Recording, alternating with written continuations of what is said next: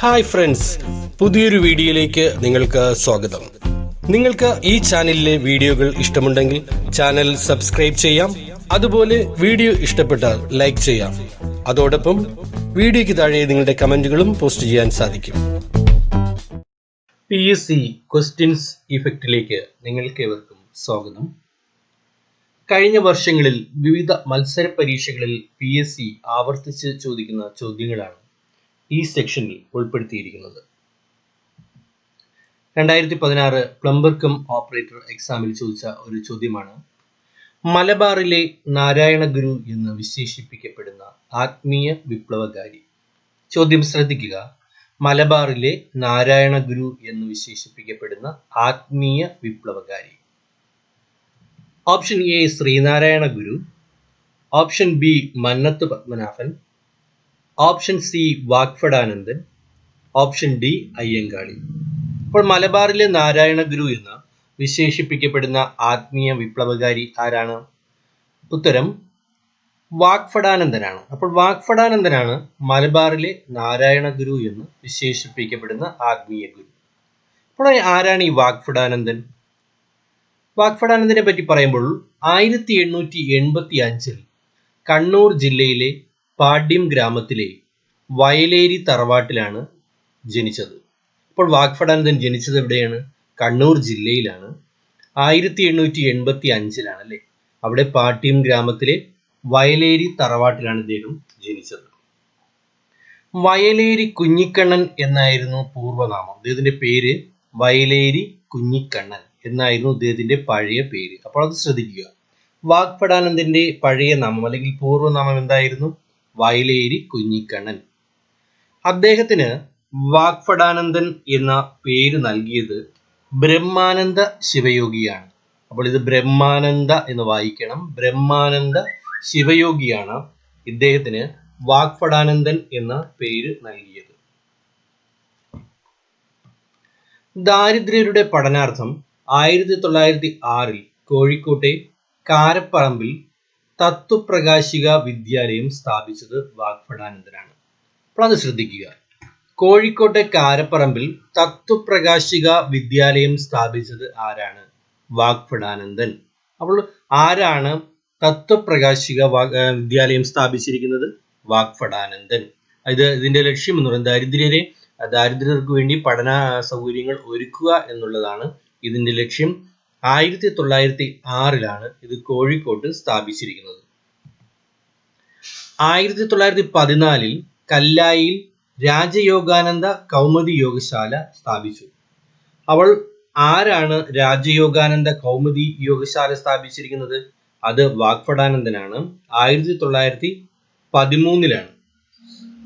ശ്രദ്ധിക്കുക. 1913 1913 ഇദ്ദേഹം കല്ലായില് രാജയോഗാനന്ദ കൗമുദി യോഗശാല സ്ഥാപിക്കുന്നത്. അപ്പോൾ അത് 1913. മലബാർ ഭാഗത്തെ അനാചാരമായിരുന്നു ഏറ്റുമാറ്റ്. അപ്പോൾ നമുക്കറിയാം മലബാറില് ഇവിടുത്തെ ഒരു അനാചാരമാണ് ഏറ്റുമാറ്റ്. ഇത് ഇല്ലാതാക്കുവാൻ വേണ്ടി യത്നിച്ചത് വാഗ്ഭടാനന്ദനാണ്. അപ്പോൾ ഈ ഏറ്റുമാറ്റ് എന്ന് പറയുന്ന അനാചാരം ഇല്ലാതാക്കുവാൻ വേണ്ടി യത്നിച്ചത് ആരാണ്? വാഗ്ഭടാനന്ദനാണ്. 1917 അദ്ദേഹം കുമാരപുരത്ത് ആത്മവിദ്യാ സംഘം സ്ഥാപിച്ചു. അപ്പോൾ ആത്മവിദ്യാ സംഘം സ്ഥാപകൻ ആരാണ്? അത് 1917 വാഗ്ഭടാനന്ദനാണ്. വാഗ്ഭടാനന്ദനാണ് 1917 ആത്മവിദ്യാ സംഘം സ്ഥാപിച്ചിരിക്കുന്നത്. ആത്മവിദ്യാ സംഘത്തിന്റെ മുഖപത്രമായ അഭിനവ കേരളം 1921 ആരംഭിച്ചു. വാഗ്ഭടാനന്ദൻ ആരംഭിച്ച ഊരാളുങ്കൽ ഐക്യനാരായണ സംഘം പിന്നീട് ഊരാളുങ്കൽ ലേബർ കോൺട്രാക്ട് സൊസൈറ്റിയായി മാറി അല്ലേ? അപ്പോൾ വാഗ്ഭടാനന്ദൻ ആരംഭിച്ച ഊരാളുങ്കൽ ഐക്യനാരായണ സംഘമുണ്ട്. അത് പിന്നീട് എന്തായിട്ടാണ് മാറിയത്? ഊരാളുങ്കൽ ലേബർ കോൺട്രാക്ട് സൊസൈറ്റി ആയിട്ട് മാറി. ഇദ്ദേഹത്തിന്റെ പ്രധാന കൃതികളാണ് ആധ്യാത്മയുദ്ധം, ആത്മവിദ്യ, ഗാന്ധിജിയും ശാസ്ത്ര വ്യാഖ്യാനവും, ആത്മവിദ്യാ ലേഖമാല, പ്രാർത്ഥനാഞ്ജലി, കൊട്ടിയൂർ ഉത്സവപ്പാട്ട്, മാനസ ചാബല്യം. അപ്പോൾ ഇദ്ദേഹത്തിന്റെ പ്രധാന കൃതികളാണ് ആധ്യാത്മയുദ്ധം, അതുപോലെ ആത്മവിദ്യ, ഗാന്ധിജിയും ശാസ്ത്രവ്യാഖ്യാനവും, ആത്മവിദ്യാ ലേഖമാല, പ്രാർത്ഥനാഞ്ജലി, കൊട്ടിയൂർ ഉത്സവപ്പാട്ട്, മാനസ ചാബല്യം. അപ്പോൾ ഇതൊക്കെ ഇദ്ദേഹത്തിന്റെ പ്രധാന കൃതികളാണ്. അടുത്ത ചോദ്യം, ഇടിമിന്നലിൽ നിന്ന് രക്ഷ നേടാൻ എടുക്കാവുന്ന മുൻകരുതലിൽ ഏറ്റവും പ്രധാനപ്പെട്ടത് താഴെ പറയുന്നതിൽ ഏത് എന്നുള്ളതാണ്. അപ്പോൾ ഇത് 2019 അസിസ്റ്റന്റ് പ്രിസൺ ഓഫീസർ എക്സാമിന് ചോദിച്ചൊരു ചോദ്യമാണ്. ഇടിമിന്നലിൽ നിന്ന് രക്ഷ നേടാൻ എടുക്കാവുന്ന മുൻകരുതലിൽ ഏറ്റവും പ്രധാനപ്പെട്ടത് ഏത്? അപ്പോൾ ഈ താഴെ പറയുന്ന ഓപ്ഷനിൽ നിങ്ങൾ ശ്രദ്ധിക്കുക. ഒന്ന്, തുറസായ പ്രദേശത്തേക്ക് മാറുക, അല്ലെ ഓപ്ഷൻ എ തുറസായ പ്രദേശത്തേക്ക് മാറുക. ഓപ്ഷൻ ബി കുത്തനെ ചരിവുള്ള പ്രദേശത്ത് നിന്നും മാറുക, അപ്പോൾ അല്ലെങ്കിൽ കുത്തനെ ചരിവുള്ള പ്രദേശത്ത് നിന്നും മാറുക. ഓപ്ഷൻ സി പുഴയോരത്ത് നിന്നും ഉയർന്ന പ്രദേശത്തേക്ക് മാറുക.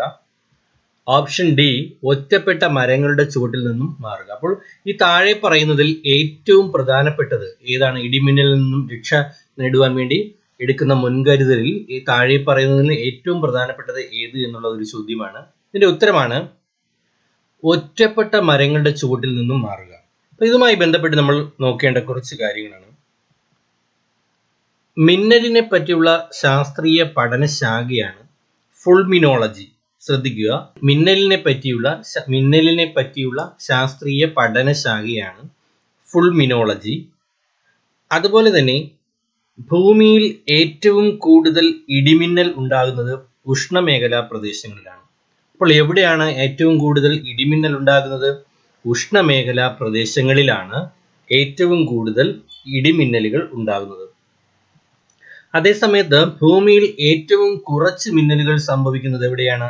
ധ്രുവപ്രദേശങ്ങളിലാണ്. അപ്പോൾ ഭൂമിയിൽ ഏറ്റവും കൂടുതൽ ഉണ്ടാകുന്നത് ഉഷ്ണമേഖലാ പ്രദേശങ്ങളിലും മിന്നൽ ഏറ്റവും കുറച്ച് സംഭവിക്കുന്നത് എവിടെയാണ്? ധ്രുവപ്രദേശങ്ങളിലുമാണ്. ഇടിമിന്നലുകൾ രൂപം കൊള്ളുന്ന ക്യുമുലോനിംബസ് മേഘങ്ങൾ ഇടിമിന്നലുകളുടെ മാതാവ് എന്നാണ് അറിയപ്പെടുന്നത്. അപ്പോൾ ക്യുമുലോനിംബസ് മേഘങ്ങൾ എന്നാണ് അറിയപ്പെടുന്നത്. ഇടിമിന്നലുകൾ രൂപം കൊള്ളുന്ന ക്യുമുലോനിംബസ് മേഘങ്ങൾ, ഇത് ഒറ്റവാക്കാണ്, ക്യുമുലോനിംബസ് മേഘങ്ങൾ ഇടിമിന്നലുകളുടെ മാതാവ് എന്നാണ് അറിയപ്പെടുന്നത്. അപ്പോൾ ആരാണ് ഇടിമിന്നലുകളുടെ മാതാവ് എന്ന് പറയുന്നത്?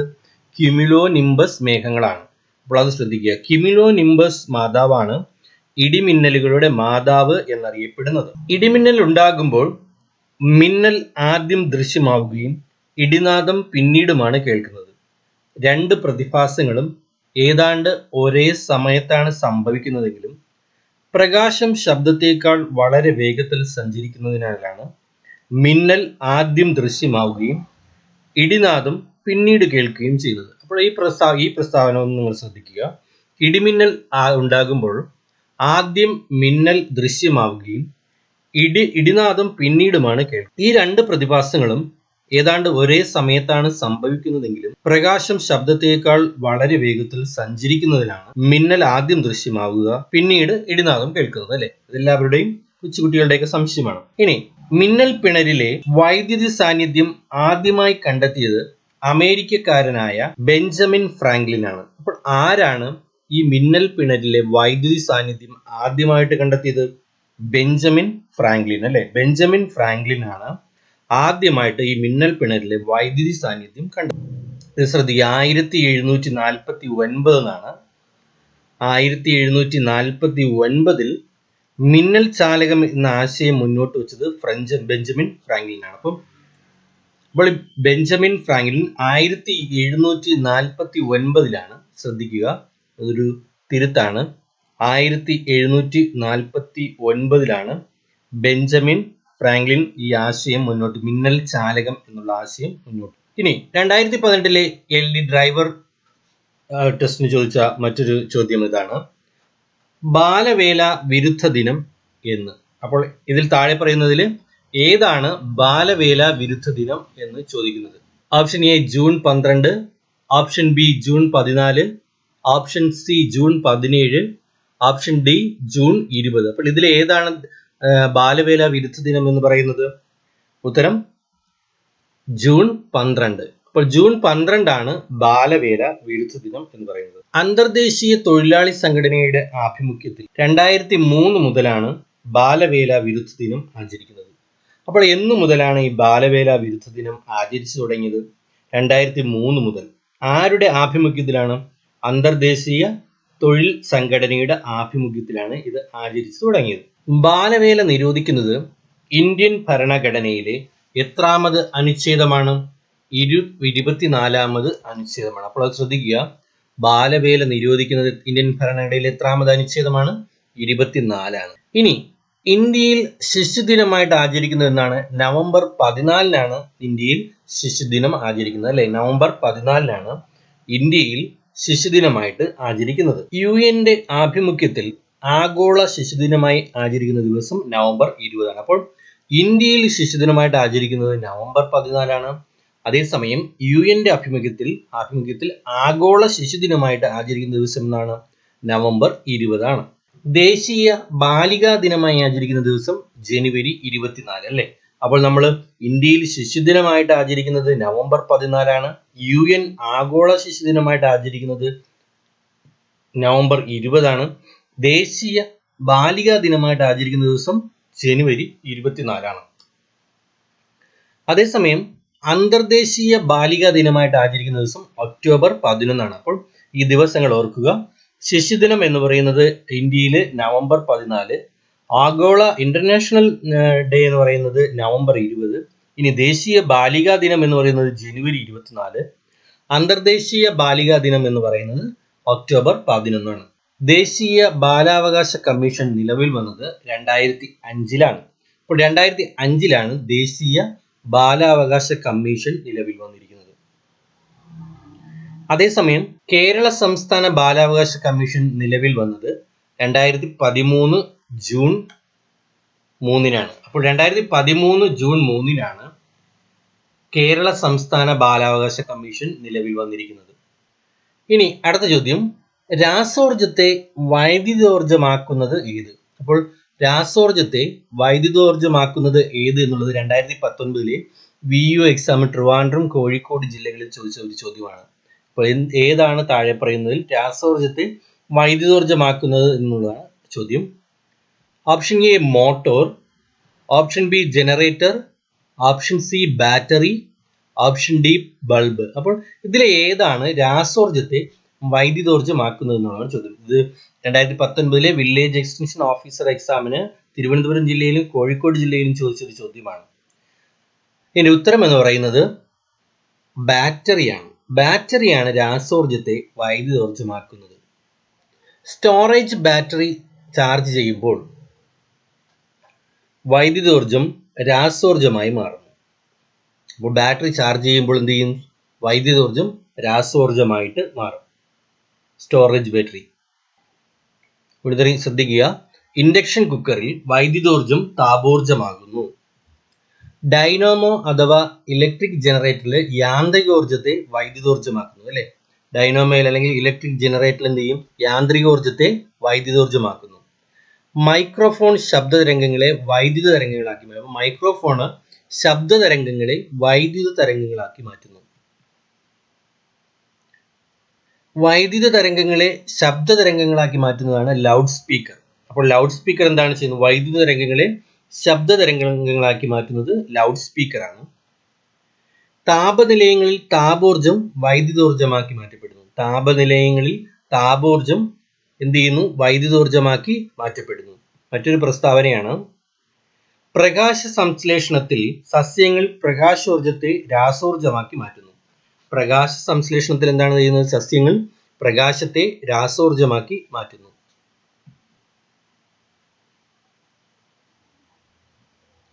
അടുത്ത ചോദ്യം, ഭാരതത്തിന്റെ ഭരണഘടന പ്രകാരം എത്ര തരം അടിയന്തരാവസ്ഥകളുണ്ട്? ഭാരതത്തിന്റെ ഭരണഘടന പ്രകാരം എത്ര തരം അടിയന്തരാവസ്ഥകളുണ്ട്? ഇത് 2019 റിപ്പോർട്ടർ ഗ്രേഡ് 2 ചോദിച്ച ചോദ്യമാണ്.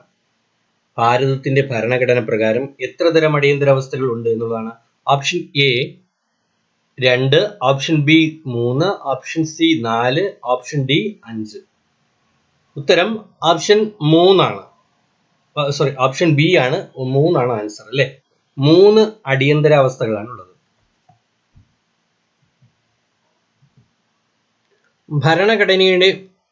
ഭരണഘടനയുടെ ഭാഗം 18 അടിയന്തരാവസ്ഥയെപ്പറ്റി പരാമർശിക്കുന്നത്. 352 മുതൽ 360 വരെയുള്ള അനുച്ഛേദങ്ങളാണ് ഇതിൽ ഉൾപ്പെടുത്തുന്നത്. അപ്പോൾ ഭരണഘടനയുടെ ഭാഗം 18 അടിയന്തരാവസ്ഥയെപ്പറ്റി പരാമർശിക്കുന്നത്. 352 മുതൽ 360 വരെയുള്ള അനുച്ഛേദങ്ങളാണ് ഇതിൽ. രാഷ്ട്രപതിക്കാണ് അടിയന്തരാവസ്ഥ പ്രഖ്യാപിക്കാൻ അധികാരമുള്ളത്. അപ്പോൾ ആർക്കാണ് അടിയന്തരാവസ്ഥ പ്രഖ്യാപിക്കാൻ അധികാരമുള്ളത്? രാഷ്ട്രപതിക്കാണ് അടിയന്തരാവസ്ഥ പ്രഖ്യാപിക്കാൻ അധികാരമുള്ളത്. അപ്പോൾ രാഷ്ട്രപതിക്കാണ് അടിയന്തരാവസ്ഥ പ്രഖ്യാപിക്കാൻ അധികാരമുള്ളത്. യുദ്ധം, വിദേശാക്രമണം, സായുധ കലാപം തുടങ്ങിയവ ഉണ്ടാകുന്ന സാഹചര്യങ്ങളിൽ പ്രഖ്യാപിക്കുന്നതാണ് അനുച്ഛേദം 352 പ്രകാരമുള്ള ദേശീയ അടിയന്തരാവസ്ഥ. അപ്പോൾ എന്താണ് ദേശീയ അടിയന്തരാവസ്ഥ? യുദ്ധം, വിദേശാക്രമണം, സായുധ കലാപം തുടങ്ങിയവ ഉണ്ടാകുന്ന സാഹചര്യങ്ങളിൽ പ്രഖ്യാപിക്കുന്നതാണ് അനുച്ഛേദം 352 പ്രകാരമുള്ള ദേശീയ അടിയന്തരാവസ്ഥ. 1962 ഇത്തരത്തിൽ ആദ്യമായിട്ട് അടിയന്തരാവസ്ഥ പ്രഖ്യാപിച്ചത്. അപ്പോൾ അടിയന്തരാവസ്ഥ ഇത്തരത്തിൽ ആദ്യമായിട്ട് പ്രഖ്യാപിക്കുന്നത് 1962 ആദ്യത്തെ ദേശീയ അടിയന്തരാവസ്ഥ നടക്കുന്നത്. സംസ്ഥാന ഭരണം ഭരണഘടനാ വ്യവസ്ഥകൾക്ക് അനുസൃതമല്ല എന്ന് ബോധ്യപ്പെടുന്ന പക്ഷം അനുച്ഛേദം 356 പ്രകാരം സംസ്ഥാന അടിയന്തരാവസ്ഥ പ്രഖ്യാപിക്കുന്നു. അപ്പോൾ സംസ്ഥാന അടിയന്തരാവസ്ഥ 356 പ്രകാരമാണ് പ്രഖ്യാപിക്കുന്നത്. അത് സംസ്ഥാന ഭരണം ഭരണഘടനാ വ്യവസ്ഥകൾക്ക് അനുസൃതമല്ല എന്ന് തോന്നുന്ന പക്ഷം അനുച്ഛേദം 356 പ്രകാരമാണ് ഈ അടിയന്തരാവസ്ഥ പ്രഖ്യാപിക്കുന്നത്. ഗവർണറുടെ റിപ്പോർട്ടിന്റെ അടിസ്ഥാനത്തിൽ രാഷ്ട്രപതി ഇത്തരമൊരു നടപടി, അപ്പം രാഷ്ട്രപതിയാണ് ഈ നടപടിയും സ്വീകരിക്കുന്നത്. രാഷ്ട്രപതിയാണ് പറയുന്നത് സംസ്ഥാനങ്ങളുടെ ഭരണം മോശമാണ് എന്നുള്ള, ഭരണഘടനയ്ക്ക് അനുസൃതമായിട്ടല്ല നടക്കുന്നതെന്ന് ആര് റിപ്പോർട്ട് കൊടുക്കുമ്പോഴാണ്? ഗവർണർ റിപ്പോർട്ട് കൊടുക്കുമ്പോഴാണ്. അനുച്ഛേദം 356 പ്രകാരം ഇന്ത്യയിൽ ആദ്യമായി രാഷ്ട്രപതി ഭരണം നിലവിൽ വന്ന സംസ്ഥാനം പഞ്ചാബാണ്. അത് വളരെ ഇമ്പോർട്ടൻ്റ് ആയിട്ടുള്ള ഒരു ചോദ്യമാണ്. ഇന്ത്യയിൽ ആദ്യമായിട്ട് രാഷ്ട്രപതി ഭരണം നിലവിൽ വന്ന സംസ്ഥാനം ഏതാണ്? പഞ്ചാബാണ്. എന്നാൽ നിയമസഭയിൽ ഭൂരിപക്ഷം ഉണ്ടായിരുന്നിട്ടും സർക്കാരിനെ രാഷ്ട്രപതി പിരിച്ചുവിട്ട ആദ്യ സംഭവം ഉണ്ടായത് കേരളത്തിലാണ്. 1959 നിയമസഭയിൽ ഭൂരിപക്ഷം ഉണ്ടായിരുന്നിട്ടും സർക്കാരിനെ രാഷ്ട്രപതി ആദ്യമായിട്ട് പിരിച്ചുവിട്ട സംഭവം എവിടെയാണ്? കേരളത്തിലാണ്. 1959 ഈ സംഭവം. അടുത്ത ചോദ്യം, ജലത്തിൽ കൂടി പകരുന്ന ഒരു രോഗമാണ് താഴെ പറയുന്നതിൽ ഏത് എന്നുള്ളതാണ് ചോദ്യം. 2016 പ്ലംബർ കം ഓപ്പറേറ്റർ എക്സാമിന് ചോദിച്ച ഒരു ചോദ്യമാണ്. താഴെ പറയുന്നതിൽ ജലത്തിൽ കൂടി പകരുന്ന ഒരു രോഗമാണ്.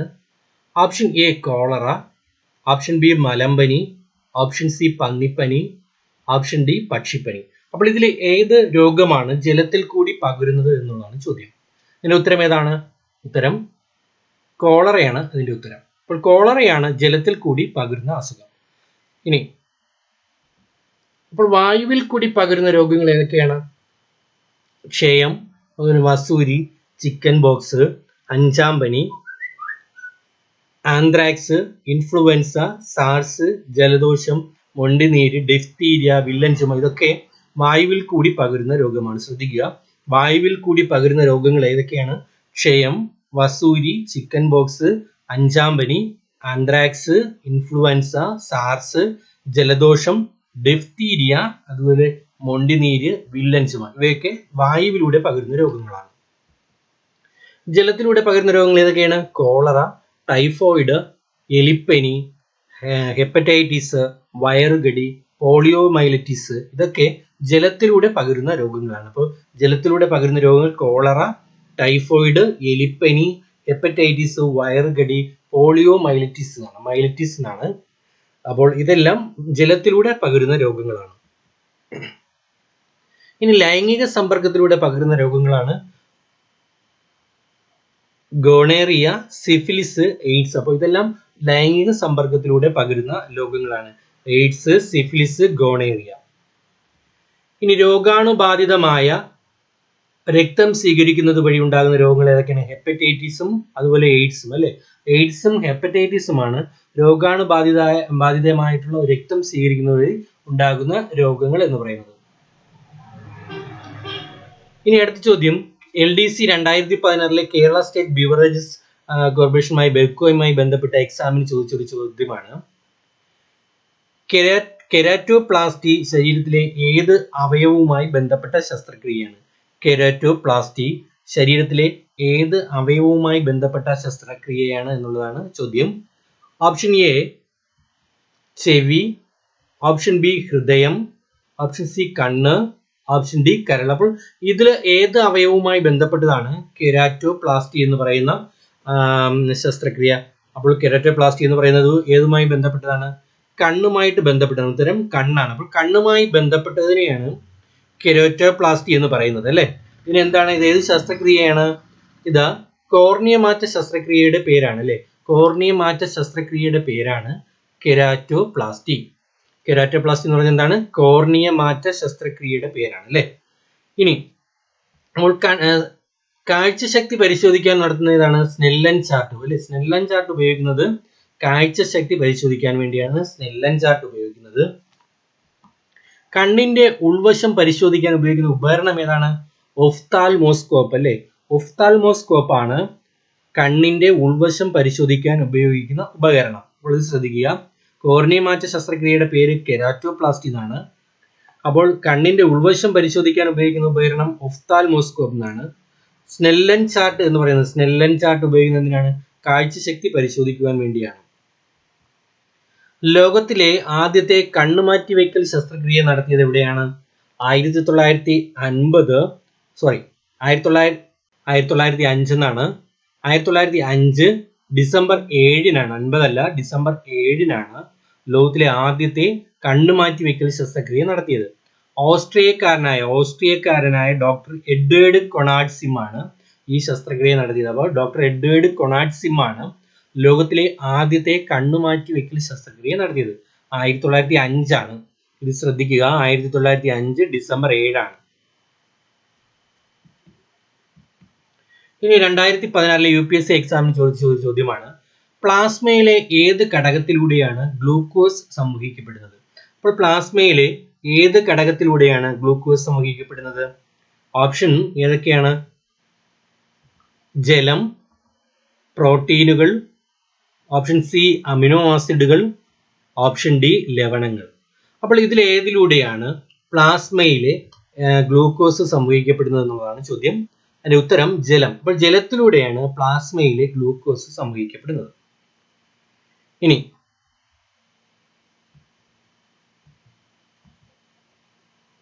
രക്തത്തിലെ ദ്രാവക ഭാഗമാണ് പ്ലാസ്മ എന്ന് പറയുന്നത്. അപ്പോൾ പ്ലാസ്മ എന്ന് പറഞ്ഞാൽ എന്താണ്? രക്തത്തിലെ ദ്രാവക ഭാഗത്തെയാണ് പ്ലാസ്മ എന്ന് പറയുന്നത്. ഇനി പ്ലാസ്മയിലെ പ്രോട്ടീനുകൾ അറിയപ്പെടുന്നത് ഹൈബ്രിനോജൻ എന്നാണ്. ഹൈബ്രിനോജൻ, ഗ്ലോബുലിൻ, ആൽബുമിൻ ഇതെല്ലാം പ്ലാസ്മയിലെ പ്രോട്ടീനുകളാണ്. അപ്പോൾ പ്ലാസ്മയിലെ പ്രോട്ടീനുകൾ ഏതാണ്? ഹൈബ്രിനോജൻ, അതുപോലെ ഗ്ലോബുലിൻ, ആൽബുമിൻ അല്ലേ. ഇനി രക്തത്തിൽ അടങ്ങിയിരിക്കുന്ന പഞ്ചസാര എന്താണ് പറയുക? ഗ്ലൂക്കോസ് അല്ലേ. രക്തത്തിൽ അടങ്ങിയിരിക്കുന്ന പഞ്ചസാര ഗ്ലൂക്കോസ് എന്നാണ് പറയുന്നത് അല്ലേ. രക്തത്തിൽ അടങ്ങിയിരിക്കുന്ന പഞ്ചസാരയാണ് ഗ്ലൂക്കോസ് എന്ന് പറയുന്നത്. ഇനി രക്തത്തിലെ പ്ലാസ്മയുടെ അളവ് എന്ന് പറയുന്നത് 55%. അപ്പോൾ 55% രക്തത്തിൽ പ്ലാസ്മയുടെ അളവുണ്ടെന്നാണ് അറിയപ്പെടുന്നത് അല്ലേ. അപ്പോൾ പ്ലാസ്മയിലെ ഏത് ഘടകത്തിലൂടെയാണ് ഗ്ലൂക്കോസ് സംവഹിക്കപ്പെടുന്നത്? ജലത്തിലൂടെയാണ്. അടുത്ത ചോദ്യം 2016 UPSC ചോദ്യം, PPLO എന്ന ഏകകോശ ജീവി ഏത് വിഭാഗത്തിൽ പെടുന്നു അല്ലേ. PPLO എന്ന ഏകകോശ ജീവി ഏത് വിഭാഗത്തിൽ പെടുന്നു എന്നുള്ളതാണ് ചോദ്യം. ഉത്തരം A virus, B bacteria, C mycoplasma, D fungus. അപ്പോൾ ഈ 4 വിഭാഗത്തിൽ ഏതിലാണ് ഈ PPLO എന്ന് പറഞ്ഞ ഏകകോശ ജീവി പെടുന്നത്? ഉത്തരം മൈക്കോപ്ലാസ്മയിലാണ്. ഉത്തരം മൈക്കോപ്ലാസ്മ. ഇതുമായി ബന്ധപ്പെട്ട് നമ്മൾ പഠിക്കേണ്ടത് ബാക്ടീരിയയെ ആദ്യമായി നിരീക്ഷിച്ച ശാസ്ത്രജ്ഞൻ ആരാണ്? ആന്റൺ വാൻ ല്യൂവൻഹോക്ക് ആണ് ബാക്ടീരിയയെ ആദ്യമായി നിരീക്ഷിച്ച ശാസ്ത്രജ്ഞൻ. സൂക്ഷ്മജീവികളിലെ കോമാളി എന്നറിയപ്പെടുന്നത് ആരാണ്? മൈക്കോപ്ലാസ്മയാണ്. അപ്പോൾ സൂക്ഷ്മജീവികളിലെ കോമാളി എന്നറിയപ്പെടുന്നത് മൈക്കോപ്ലാസ്മയാണ്. വൈറസ് കണ്ടുപിടിച്ച ശാസ്ത്രജ്ഞൻ ആരാണ്? ദിമിത്രി ഇവാനോസ്കി ആണ് വൈറസ് കണ്ടുപിടിച്ചത് അല്ലേ. ബാക്ടീരിയ ആദ്യമായി നിരീക്ഷിച്ച ശാസ്ത്രജ്ഞൻ ആരാണ്? ആന്റൺ വാൻ ല്യൂവൻഹോക്ക് ആണ് അല്ലേ. ബാക്ടീരിയ വൈറസ് ആദ്യമായിട്ട് കണ്ടുപിടിച്ച ശാസ്ത്രജ്ഞൻ ദിമിത്രി ഇവാനോസ്കി ആണ്. അമീബ ഉൾപ്പെടുന്ന ജീവവിഭാഗം ഏതാണ്? പ്രോട്ടോസോവ. പ്രോട്ടോസോവയാണ് അമീബ ഉൾപ്പെടുന്ന ജീവവിഭാഗം. ഇനി ഏറ്റവും ചെറിയ കോശമാണ് മൈക്കോപ്ലാസ്മ. അപ്പോൾ ഏറ്റവും ചെറിയ കോശം ഏതാണ്? മൈക്കോപ്ലാസ്മ. ഏറ്റവും ചെറിയ കോശത്തെ മൈക്കോപ്ലാസ്മ എന്നാണ് പറയുന്നത്. സ്ലിപ്പർ ആനിമൽ ക്യൂൾ എന്നറിയപ്പെടുന്ന ജീവിയാണ് പാരാമീസിയം. പാരാമീസിയം എന്ന് പറയുന്നതാണ് സ്ലിപ്പർ ആനിമൽ ക്യൂൾ. ഇനി അടുത്ത ചോദ്യം 2016 UPSC ഒന്നാണ്. പ്ലേഗ് ഉണ്ടാകുന്ന രോഗകാരി. പ്ലേഗ് ഉണ്ടാക്കുന്ന രോഗകാരി ഏത് എന്നുള്ളതാണ് ചോദ്യം. Option A spirochete, option B chlamydia psittaci, option C feline rhinotracheitis, option D Yersinia pestis. അപ്പോൾ പ്ലേഗ് ഉണ്ടാക്കുന്ന രോഗകാരി ഉത്തരം ഓപ്ഷൻ ഡി ആണ്. യെർസീനിയ പെസ്റ്റിസ് ആണ്. യെർസീനിയ പെസ്റ്റിസ് ആണ് പ്ലേഗ് ഉണ്ടാക്കുന്ന രോഗകാരി. കോളറ ഉണ്ടാക്കുന്നത് വിബ്രിയോ കോളറയാണ്. അടുത്ത് കുഷ്ഠം ഉണ്ടാക്കുന്നത് മൈക്കോബാക്ടീരിയം ലെപ്രെ. മൈക്കോബാക്ടീരിയം ലെപ്രെ എന്നുള്ളതാണ്. ക്ഷയം ഉണ്ടാക്കുന്നത് മൈക്കോബാക്ടീരിയം ട്യൂബർക്യുലോസിസ് ആണ്. ആന്ത്രാക്സ് ബാസിലസ് ആന്ത്രാക്സ് എന്നാണ് അറിയപ്പെടുന്നത്. ടൈഫോയിഡ് സാൽമണല്ല ടൈഫീൻ ആണ്. സാൽമണല്ല ടൈഫീൻ ആണ്. ടെറ്റനസിൻ്റെത് ക്ലോസ്ട്രിയം ടെറ്റനി എന്നാണ്. ക്ലോസ്ട്രിയം ടെറ്റനി ആണ്. അപ്പോൾ നമ്മൾ പറഞ്ഞു പ്ലേഗ് ഉണ്ടാക്കുന്ന രോഗകാരി എന്ന് പറയുന്നത് യെർസീനിയ പെസ്റ്റിസ് ആണ്. Cholera vibrio cholera. കുഷ്ഠം മൈക്കോബാക്ടീരിയം ലെപ്ര.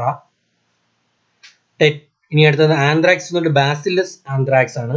അതുപോലെ ടൈഫോയിഡ് എന്ന് പറയുന്നത് സാൽമോണല്ല ടൈഫി ആണ്. ടെറ്റനസ് എന്ന് പറയുന്നത് ക്ലോസ്ട്രിയം ടെറ്റനി ആണ്.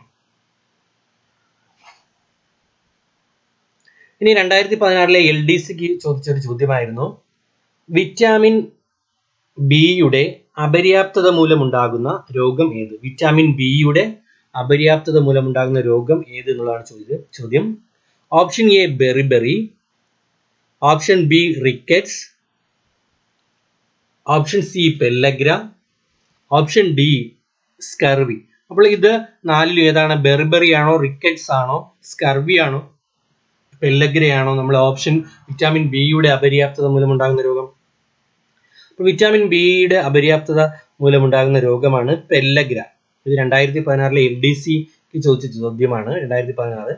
അപ്പോൾ വിറ്റാമിൻ ബിയുടെ അപര്യാപ്തത മൂലമുണ്ടാകുന്ന രോഗം ഏതാണ്? പെല്ലഗ്ര. ജീവകം B3യുടെ രാസനാമം എന്താണ്? നിയാസിൻ നിക്കോട്ടനിക് ആസിഡ് ആണ്. ജീവകം B3യുടെ രാസനാമം എന്ന് പറയുന്നത് നിയാസിൻ നിക്കോട്ടനിക് ആസിഡ് ആണ്. ഇനി ജീവകം B1ന്റെ അപര്യാപ്തത രോഗം. ജീവകം B1ന്റെ അപര്യാപ്തത രോഗം എന്ന് പറയുന്നത് ബെറിബെറി ആണ്. ജീവകം B1ന്റെ അപര്യാപ്തത രോഗം എന്ന് പറയുന്നത് ബെറിബെറി ആണ്.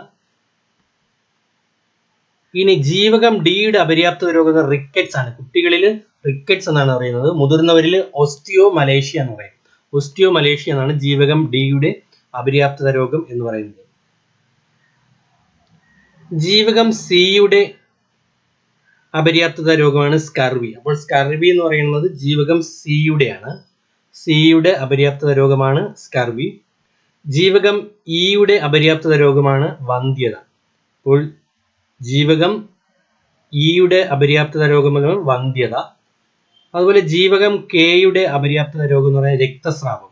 ജീവകം കെയുടെ അപര്യാപ്തത മൂലമുണ്ടാകുന്ന രോഗമാണ് രക്തസ്രാവമാണ്. ജീവകം എയുടെ അപര്യാപ്തത രോഗമാണ് നിശാന്തത അല്ലെങ്കിൽ സിറോഫ് താൽമിയ. സിറോഫ് താൽമിയ എന്നാണ് പറയുന്നത്. ജീവകം എയുടെ അപര്യാപ്തത അല്ലേ. അപ്പോൾ B1ന്റെ അപര്യാപ്തത രോഗം ബെറിബെറിയാണ്. ഇനി അടുത്ത ചോദ്യം 2016 LDCക്ക് ചോദിച്ചൊരു ചോദ്യമാണ്, വിശപ്പ് അനുഭവപ്പെടാൻ സഹായിക്കുന്ന ഹോർമോൺ. അപ്പോൾ ഏത് ഹോർമോണാണ് വിശപ്പ് അനുഭവപ്പെടാൻ സഹായിക്കുന്നത്? ഓപ്ഷൻ നമുക്ക് നോക്കാം.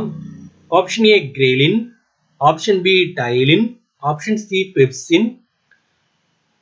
പെപ്സിൻ ആണ്. Option D trypsin. ട്രിപ്പിൻ എന്നല്ല, ട്രിപ്പസിൻ ആണ്. ഓപ്ഷൻ ഡി ട്രിപ്പസിൻ ആണ്. അപ്പോൾ ഇതിൽ വിശപ്പ് അനുഭവപ്പെടാൻ ഉപയോഗിക്കുന്ന ഹോർമോൺ ഏതാണ്? ഉത്തരം എ ആണ്.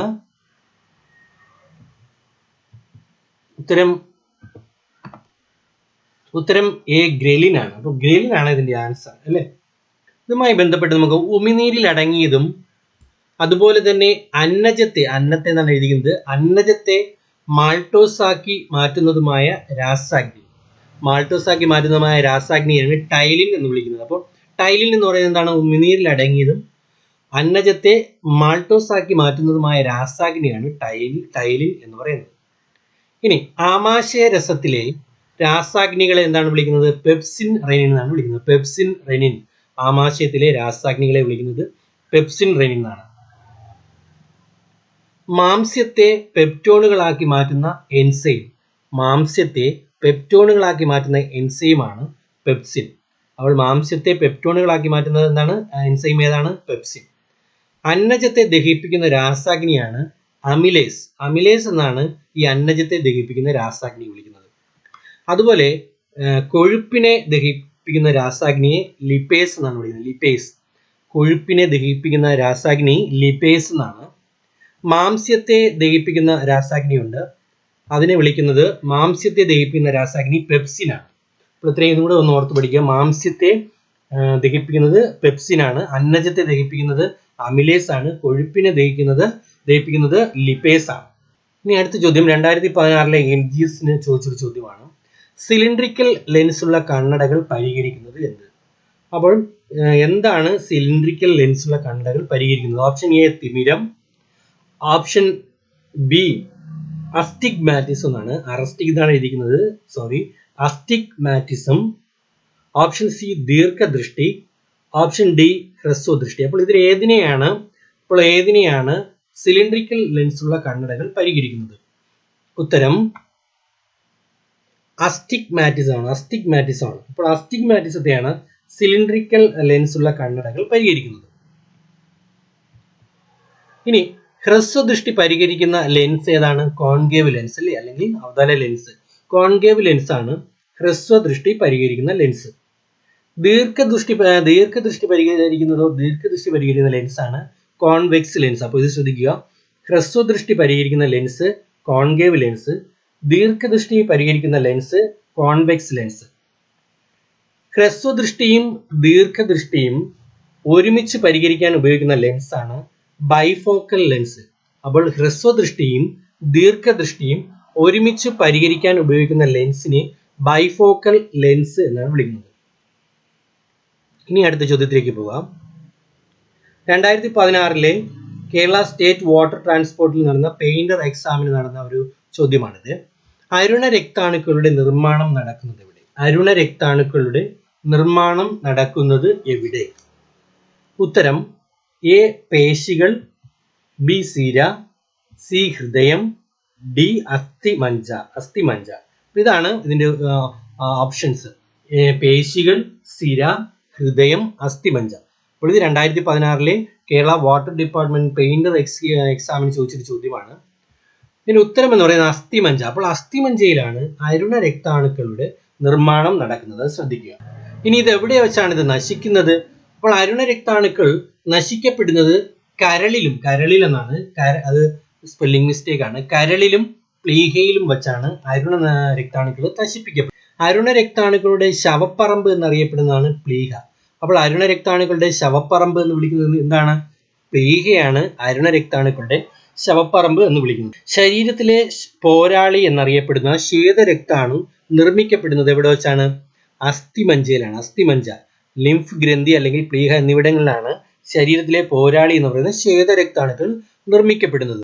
മനുഷ്യ ശരീരത്തിലെ അർബുദം ബാധിക്കാത്ത അവയവം ഏതാണ്? ഹൃദയമാണ്. ഹൃദയത്താണ് അർബുദം ബാധിപ്പിക്കാത്ത അവയവം എന്ന് പറയുന്നത്. അപ്പോൾ അരുണ രക്താണുക്കൾ നശിപ്പിക്കപ്പെടുന്നത് കരളിലും പ്ലീഹയിലും വച്ചാണ്. അരുണ രക്താണുക്കളുടെ ശവപ്പറമ്പ് എന്ന് അറിയപ്പെടുന്നത് ഏതാണ്? പ്ലീഹയാണ്.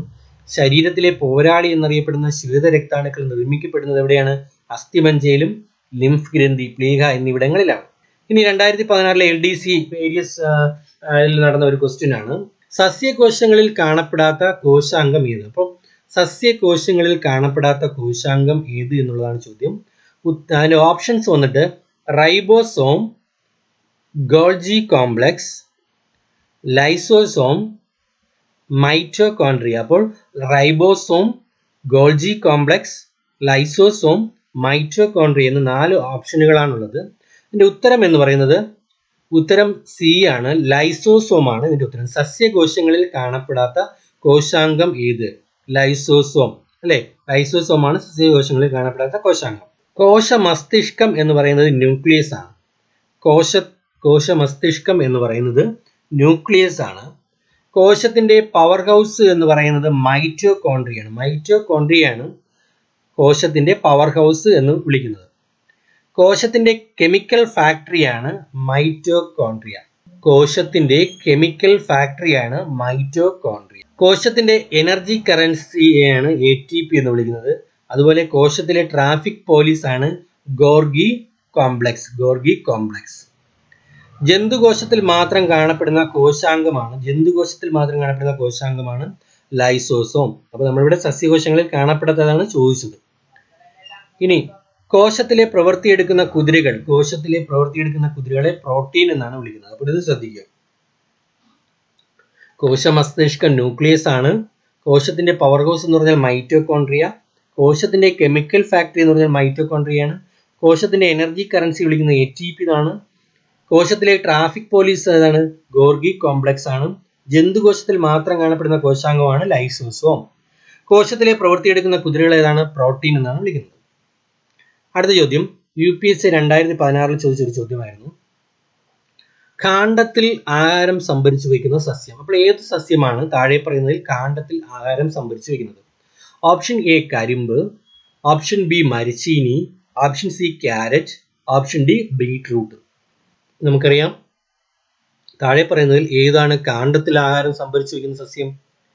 ഉത്തരം വളരെ സിമ്പിൾ ആണ് അല്ലേ, കരിമ്പാണ് കാണ്ഡത്തിൽ ആഹാരം സംഭരിച്ചിരിക്കുന്നത് അല്ലേ. ഇനി ഒറ്റ ഇല മാത്രമുള്ള സസ്യം ഏതാണ്? ഒറ്റ ഇല മാത്രമുള്ള സസ്യമാണ് ചേന. അതുപോലെ തന്നെ അന്തരീക്ഷത്തിലെ ഈർപ്പം വലിച്ചെടുക്കാൻ കഴിവുള്ള പ്രത്യേക സസ്യം ഏതാണ്? മരവാഴ. അപ്പോൾ അന്തരീക്ഷത്തിലെ ഈർപ്പം വലിച്ചെടുക്കാൻ കഴിവുള്ള പ്രത്യേക സസ്യമാണ് മരവാഴ. അതുപോലെ ഏറ്റവും വലിയ ഫലം ഏതാണ്? ചക്കയാണ് അല്ലെ. ഏറ്റവും വലിയ ഫലം എന്ന് പറയുന്നത് ചക്കയാണ്. അതുപോലെ അതുമായി ബന്ധപ്പെട്ട് ഇവിടെ പുഷ്പിച്ചാൽ വിളവ് കുറയുന്ന സസ്യം ഏതാണ്? കരിമ്പ് അല്ലെ. പുഷ്പിച്ചാൽ വിളവ് കുറയുന്ന സസ്യം കരിമ്പാണ്. ഇനി ഭൂമിക്കടിയിൽ വളരുന്ന കാണ്ഡങ്ങൾക്ക് ഉദാഹരണം ഏതാണ്? മഞ്ഞൾ, ഇഞ്ചി, ചേന, ചേമ്പ്, ഉരുളക്കിഴങ്ങ് അല്ലെ. ഇതെല്ലാം ഭൂമിക്ക് അടിയിൽ വളരുന്ന കാണ്ഡങ്ങൾക്ക് ഉദാഹരണമാണ്. അതുപോലെ തന്നെ ഇലയിൽ ആസ്യരന്ധ്രങ്ങൾ ഇല്ലാത്ത സസ്യം ഏതാണ്? ഇലയിൽ ആസ്യരന്ധ്രങ്ങൾ ഇല്ലാത്ത സസ്യം വാലിസ് ആറിയ എന്നാണ് പറയുന്നത്. വാലിസ് ആറിയ. ഇനി ഏറ്റവും വേഗത്തിൽ വളരുന്ന സസ്യം ഏതാണ്? ഏറ്റവും വേഗത്തിൽ വളരുന്ന സസ്യമാണ് മുള. അപ്പോൾ മുളയാണ് ഏറ്റവും വേഗത്തിൽ വളരുന്ന സസ്യം. ഇനി അടുത്ത ചോദ്യം 2016 UPSC ഉള്ളൊരു ചോദ്യമാണ്. നാം ഒരു വസ്തുവിനെ നോക്കുമ്പോൾ പ്രതിബിംബം പതിക്കുന്നത് ഏത് ഭാഗത്താണ് അല്ലെ. ഉത്തരം ആദ്യമേ വന്നു കഴിഞ്ഞു അല്ലെ. അപ്പോൾ ഏതൊക്കെയാണ് option? A lens, B retina, C cornea, D എന്താണ്? നേത്രാഭരണം. അപ്പോൾ എവിടെയാണ് ഒരു വസ്തുവിനെ നമ്മൾ നോക്കുമ്പോൾ പ്രതിബിംബം പതിക്കുന്ന ഏത് ഭാഗത്താണ്? ഉത്തരം റെറ്റിനയിലാണ് അല്ലെ. റെറ്റിനയിലാണ് നമ്മളൊരു വസ്തുവിനെ നോക്കുമ്പോൾ അതിന്റെ പ്രതിബിംബം പതിക്കുന്നത് അല്ലെ. അതുമായി നമ്മൾ ചേർത്ത് പഠിക്കുമ്പം കണ്ണിന്റെ ഏറ്റവും പുറമേയുള്ള പാളിക്ക് സ്ക്ലീറ എന്നാണ്, അല്ലെങ്കിൽ ദൃഢപടലം എന്നാണ് അറിയപ്പെടുന്നത് അല്ലെ. കണ്ണിന്റെ ഏറ്റവും പുറമേയുള്ള പാളിയെ സ്ക്ലീറ അല്ലെങ്കിൽ ദൃഢപടലം എന്ന് വിളിക്കുന്നു. ഇനി കണ്ണിന്റെ ഉള്ളിലുള്ള പാളി എന്താണ്? അതാണ് റെറ്റിന, ദൃഷ്ടിപടലം എന്നാണ് അറിയപ്പെടുന്നത് അല്ലെ. കണ്ണിന്റെ ഏറ്റവും ഉള്ളിലുള്ള പാളിയെ റെറ്റിന എന്ന് വിളിക്കുന്നു, ദൃഷ്ടിപടലം എന്നാണ് വിളിക്കുന്നത്. ഏറ്റവും കൂടുതൽ കാഴ്ച ശക്തിയുള്ള കണ്ണിലെ ഭാഗം ഏതാണ്? അതിന് യെല്ലോ സ്പോട്ട് അല്ലെങ്കിൽ പീതബിന്ദു എന്നാണ് അറിയപ്പെടുന്നത്. ഏറ്റവും കൂടുതൽ കാഴ്ച ശക്തിയുള്ള കണ്ണിലെ ഭാഗമാണ് പീതബിന്ദു അല്ലെങ്കിൽ യെല്ലോ സ്പോട്ട്. ഇനി റെറ്റിനയിലെ റോഡ് കോശങ്ങളും കോൺ കോശങ്ങളും അല്ലാത്ത ഭാഗം ഏതാണ്? അന്ധബിന്ദു, ബ്ലാക്ക് സ്പോട്ടിനെയാണ് അറിയുന്നത്. റെറ്റിനയിലെ റോഡ് കോശങ്ങളും കോൺ കോശങ്ങളും ഇല്ലാത്ത ഭാഗത്തെ വിളിക്കുന്നത് അന്ധബിന്ദു അല്ലെങ്കിൽ ബ്ലാക്ക് സ്പോട്ട് എന്നാണ് വിളിക്കുന്നത്. കണ്ണിന്റെ മുൻഭാഗത്ത് വൃത്താകൃതിയിൽ കാണുന്ന ഗ്ലാസ് പോലുള്ള സുതാര്യതയുള്ള ഭാഗം എന്താണ്? കോർണിയ. അപ്പോൾ കണ്ണിന്റെ മുൻഭാഗത്ത് ഈ വൃത്താകൃതിയിൽ കാണുന്ന ഗ്ലാസ് പോലെ സുതാര്യതയുള്ള ഒരു ഭാഗമുണ്ട്, അതിനെ വിളിക്കുന്നതാണ് കോർണിയ. അപ്പോൾ നമ്മൾ ഇന്നത്തെ ക്ലാസ് നമ്മളിവിടെ കംപ്ലീറ്റ് ആയിരിക്കുകയാണ്. നമ്മുടെ ഈ ചോദ്യങ്ങൾ നിങ്ങൾ എല്ലാവരും അത് എഴുതിയെടുക്കുക. അതുപോലെ തന്നെ ഈ ക്ലാസ് നിങ്ങൾക്ക് ഇഷ്ടമായിട്ടുണ്ടെങ്കിൽ തീർച്ചയായിട്ടും സബ്സ്ക്രൈബ് ചെയ്യുക. എല്ലാവർക്കും നല്ലൊരു ദിവസം നേരുന്നു. Thank you.